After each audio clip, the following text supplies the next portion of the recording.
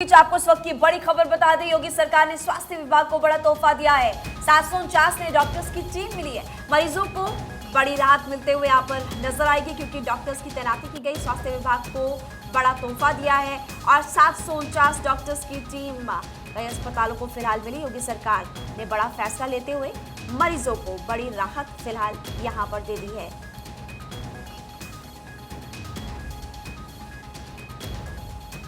तो चलिए आगे बढ़ते हैं, अगली खबर भी यूपी से। देखिए, आज से 20 सितंबर तक बीजेपी आरएसएस की बैठक और बैठक में सह सरकार्यवाह अरुण कुमार होंगे मौजूद। लखनऊ के निराला नगर में होगी ये बैठक। बता दें कि बैठक में सीएम योगी आदित्यनाथ भी शामिल होंगे, तो वहीं भाजपा प्रदेश अध्यक्ष भूपेंद्र चौधरी भी शामिल होंगे। लोकसभा चुनाव 2024 की तैयारियों को लेकर ये बैठक होनी है। देखिए, भाजपा हमेशा ही बता दें कि चुनावों को लेकर एक्टिव मोड में रहती है, फ्रंट फुट पर खेलती है, तमाम उनकी तैयारियां नजर आती है। तो आपको बता दें, बीजेपी और आरएसएस की बैठक होनी है। आने वाले चुनाव को देखते हुए बैठक में तमाम गणमान्य लोग मौजूद होंगे। लोकसभा चुनाव 2024 की तैयारियों को लेकर होगी ये बैठक।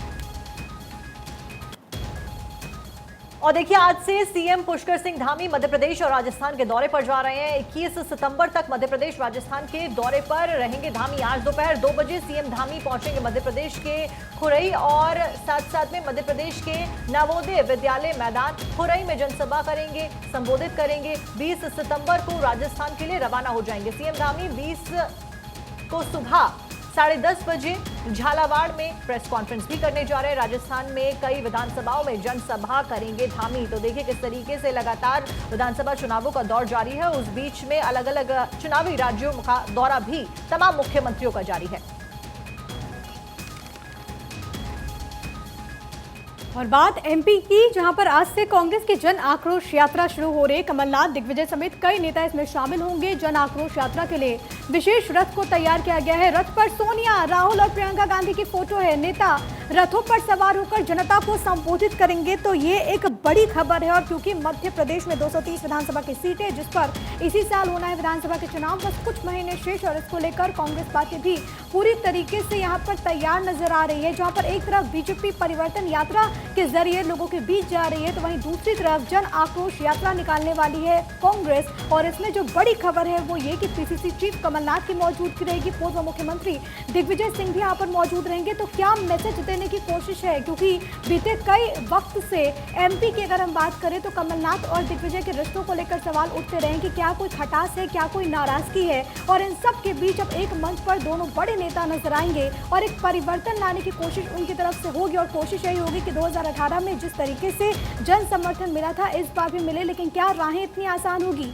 बड़ी बात यह कि जो रथ यहाँ पर बनाए गए हैं, उन रथों पर सोनिया गांधी, राहुल गांधी और प्रियंका गांधी की भी तस्वीर यहाँ पर लगाई गई है। यानी कि ये बताने की कोशिश है कि पूरी तरीके से कांग्रेस जो है वो तैयार है और इस विधानसभा चुनाव में आम जनता को साधने के लिए जन आक्रोश यात्रा कांग्रेस पार्टी निकालने वाली है मध्य प्रदेश से। ये बड़ी खबर, तो ये बड़ी जानकारी है। मध्य प्रदेश में आज से कांग्रेस की जन आक्रोश यात्रा और बेहद ज्यादा महत्वपूर्ण हो जाएगा। पूर्व मुख्यमंत्री कमलनाथ की तरफ से ये यात्रा निकाली जानी है और कई जगहों पर ये जो यात्रा है वो पहुंचेगी और आम लोगों के बीच जाकर बीजेपी सरकार की नीतियों को लेकर सवाल भी उठाया जाएगा कांग्रेसी नेताओं की तरफ से। और बढ़ते हैं आगे, खालिस्तानियों के सामने कनाडा ने टेके घुटने। निज्जर की हत्या का भारत पर आरोप लगाया है। देखिए, भारत और कनाडा के रिश्ते में इस वक्त तल्खी बढ़ती हुई नजर आ रही है। भारत पर लगाया आधारहीन आरोप और कनाडा ने शीर्ष भारतीय राजनयिक को बर्खास्त किया है। प्रधानमंत्री मोदी ने ट्रूडो के सामने खालिस्तान का मुद्दा उठाया भी था और इस बाबत उनकी तरफ से भी कई बड़ी बातें कही गई थी। लेकिन अब देखिए, ये खबर मिल रही है जिसमें भारत और कनाडा के रिश्तों में फिलहाल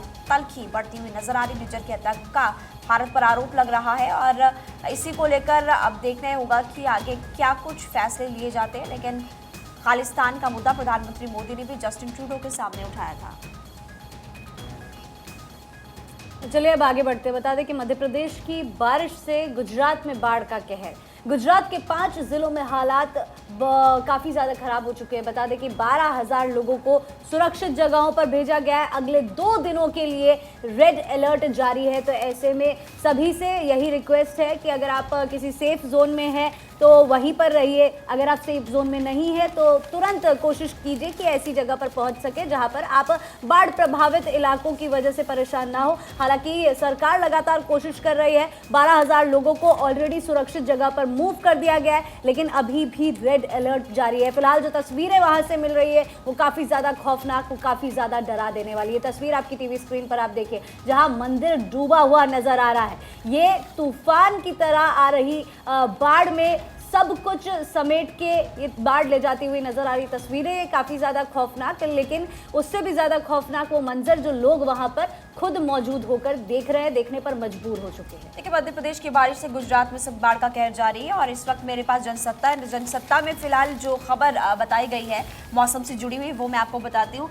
नर्मदा का जलस्तर घटने के बाद ट्रेन यातायात बहाल। देखिए, गुजरात के भरूच और अंकलेश्वर स्टेशन के बीच खतरे के निशान के ऊपर बह रही नर्मदा नदी का जलस्तर अब घट चुका है। हालांकि देखिए, बारिश लगातार हो रही है, लेकिन अब जो नदी का जलस्तर पहले बढ़ रहा था, प्रिया, आयुषी और साक्षी, वो फिलहाल घटता हुआ नजर आ रहा है। मुंबई अहमदाबाद मार्ग पर ट्रेन यातायात लगभग 12 घंटे बाद सोमवार दोपहर के आसपास फिर से शुरू हो गई थी और उसके बाद पश्चिमी रेलवे ने इस बात की जानकारी दी है। तो लगातार मुश्किलें बढ़ती जा रही है, लेकिन उसके बाद प्रशासन फिलहाल लोगों को अलर्ट भी कर रहा है। बिल्कुल महिमा, हेडलाइंस की अगर बात करें तो दैनिक भास्कर में यहाँ हेडलाइन दी गई है, लाहौल स्पीति की चोटियों पर सीजन की पहली बर्फबारी और मैदानी क्षेत्रों में बारिश से ठंड की दस्तक देखने को मिल रही है। वहीं गुजरात की क्योंकि आप बात करी थी, गुजरात में यहाँ लिखा है कि नर्मदा से बाढ़ में 12,000 लोगों को बचाया गया। मॉनसून खत्म होने में 12 दिन बचे हैं और देश का कोटा अब तक भी 8% अधूरा। इतनी बारिश होने के बाद में, लेकिन क्योंकि बारिश बहुत अलग अलग डिस्पर्जन्स में हो रही है, इसकी वजह से तबाही बहुत ज्यादा हो रही है और अफेक्ट प्रिया बहुत ज्यादा लोग होते हुए नजर आ रहे हैं। आगे बीजेपी से गठबंधन नहीं, एआईएडीएमके की तरफ से कहा गया। देखिए, अन्ना द्रमुक नेता जय कुमार ने स्टेटमेंट दे दिया, बीजेपी से हमारा कोई गठबंधन नहीं है,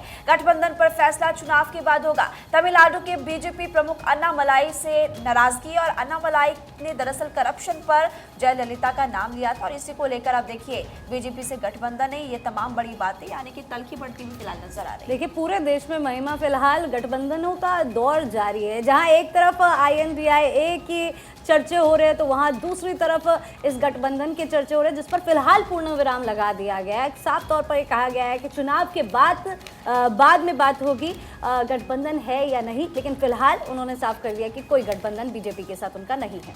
बिल्कुल आयुषी, और इस बीच इसी खबर को नवभारत में फ्रंट पेज पर दिखाया गया है कि AIADMK ने कहा कि अभी बीजेपी से गठबंधन नहीं करेंगे। दरअसल AIADMK के नेता पिछले दिनों गृह मंत्री अमित शाह से उन्होंने मुलाकात की थी और इसी के बाद फिलहाल पूर्ण विराम लगता हुआ नजर आ रहा है। और इसी के साथ अगली खबर की ओर रुख करते हैं। 5 राज्यों में विधानसभा चुनावों के बाद में सीटों का बंटवारा हो सकता है। CWC में कांग्रेस नेताओं की मांग सामने आई है, परफॉर्मेंस अच्छी रही तो ज्यादा सीटें मांग सकते हैं। प्रिया, ये CWC की मीटिंग के बाद कहा गया। कांग्रेस वर्किंग कमेटी की एक मीटिंग हुई और इसमें क्योंकि हम INDIA की जब बात करते हैं तो उसमें लगातार इस बात पर चर्चा हो रही है कि सीट का फॉर्मूला क्या होगा। लेकिन अब जो तमाम नेता हैं जो कांग्रेस से जुड़े हुए, उनका ये कहना है कि इसी साल जिन राज्यों में विधानसभा चुनाव होने वाला है, इसमें राज्य 2 तो ऐसे हैं जहां पर खुद कांग्रेस की सरकार है। आप राजस्थान की बात कर लीजिए, छत्तीसगढ़ की बात कर लीजिए, इसके अलावा MP, तेलंगाना और मिजोरम में भी विधानसभा के चुनाव होने वाले। और कर्नाटक के नतीजे से क्योंकि कांग्रेस पार्टी गदगद है, कॉन्फिडेंट है, इसीलिए कांग्रेस पार्टी उम्मीद कर रही है कि इन राज्यों में, इन 5 राज्यों में अगर परफॉर्मेंस हमारी अच्छी होती है तो हम यहाँ पर बार्गेनिंग करने की सिचुएशन में होंगे। लेकिन अब देखना बहुत ज़्यादा महत्वपूर्ण होगा कि अगर ये फॉर्मूला कुछ इस तरीके का तैयार होता है तो बाकी जो INDIA के घटक हैं जिनकी संख्या 28 है, क्या इससे वो सहमत होते हैं या फिर नहीं, क्योंकि कई सारे ऐसे पार्टीज हैं जो कि अपने राज्यों में बहुत स्ट्रांग है और बाकी के राज्यों में नहीं है। तो क्या कोई फॉर्मूला ऐसा बनता है, वो देखना होगा।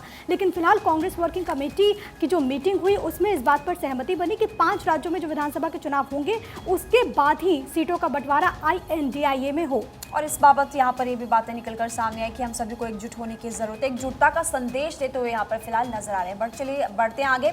अगली खबर आपको बता देते हैं जो कि शिवसेना मामले से जुड़ी हुई। शिवसेना मामले पर अब सुप्रीम कोर्ट ने निर्देश दे दिया है। क्या निर्देश दिया? विधायकों की अयोग्यता पर फैसला टालना गलत, स्पीकर से समय सीमा तय करने के लिए कहा है। देखिए, जनसत्ता की अगर बात करें तो एक छोटा सा कॉलम यहाँ पर है और इसमें फिलहाल इस खबर को बताया गया है। और सुप्रीम कोर्ट ने कहा है कि अयोग्यता मामले में महाराष्ट्र विधानसभा अध्यक्ष समय तय करें। और इसके अलावा सुप्रीम कोर्ट ने महाराष्ट्र विधानसभा अध्यक्ष को निर्देश दिया है कि मुख्यमंत्री एकनाथ शिंदे और उनके प्रति वफादार शिवसेना विधायकों के खिलाफ दायर अयोग्यता याचिकाओं पर फैसले के लिए समय सीमा के बारे में 1 हफ्ते के अंदर आप जानकारी दीजिए। 1 हफ्ते के अंदर आप पूरी बात बताइए।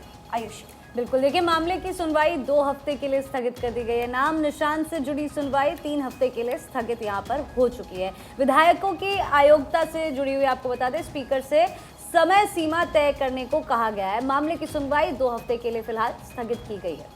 बिल्कुल आयुषी, और इसी बीच में आपको बता दें कि उधर महाराष्ट्र विधानसभा के अध्यक्ष राहुल नार्वेकर ने कहा है कि मेरी तरफ से कोई भी देरी नहीं की गई है।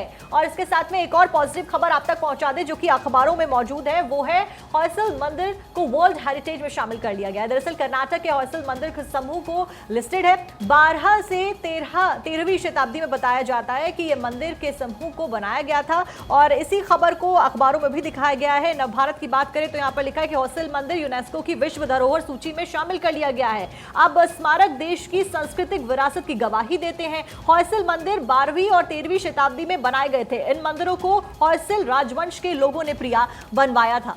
बिल्कुल, और ये बहुत एक अच्छी खबर है। लेकिन अब हम आगे बढ़ते हुए बात कर लेते हैं पराली की और प्रदूषण का खतरा किस तरीके से बढ़ गया। देखिए मेरे पास इस वक्त हिंदुस्तान है और न्यूज़पेपर ने सेकंड पेज में अपनी दिल्ली के पेज में इसको तरजीह दी और इसमें ये लिखा है कि अक्टूबर से ही सता सकता है पराली का धुआं।